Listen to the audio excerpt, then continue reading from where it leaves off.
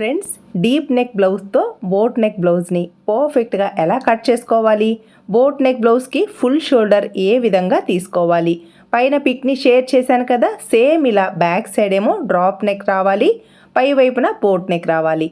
Front పార్ట్లో cross cut with shape belt వచ్చేలా front పార్ట్ని ఎలా కట్ చేసుకోవాలి, షార్ట్ హ్యాండ్స్ని కట్ చేసేటప్పుడు హ్యాండ్ డౌన్ ఎలా తీసుకుంటే ఫిట్టింగ్ నీట్గా ఉంటుంది, ఇలాంటి డౌట్స్ అన్నీ క్లియర్ చేస్తూ ఫుల్ వీడియో పోస్ట్ చేశాను. మీకు ఒకవేళ ఇంట్రెస్ట్ ఉంటే లింక్ ఛానల్ నేమ్ క్రింద ఉంది, చెక్ చేసుకోండి. ఫ్రంట్ పార్ట్లో ఏమో నెక్ డీప్గా ఉండాలి, బ్రాడ్ కరెక్ట్గా వాళ్ళ బాడీకి తగినట్టుగా ఉండాలి.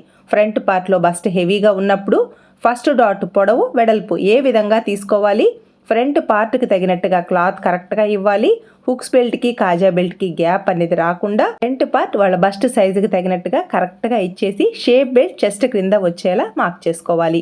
ఇక్కడ మనకి రెండు బార్డర్స్ సమానంగా ఉన్నా కూడా డిజైన్ అనేది తల క్రిందులుగా రాకుండా ఫస్ట్ హ్యాండ్స్ పార్ట్ని కట్ చేసి ఫోల్డింగ్ సైడ్ బ్యాక్ పార్ట్ని ప్లేస్ చేశాను, ఫ్రంట్ ఓపెన్ బ్లౌజ్ కాబట్టి.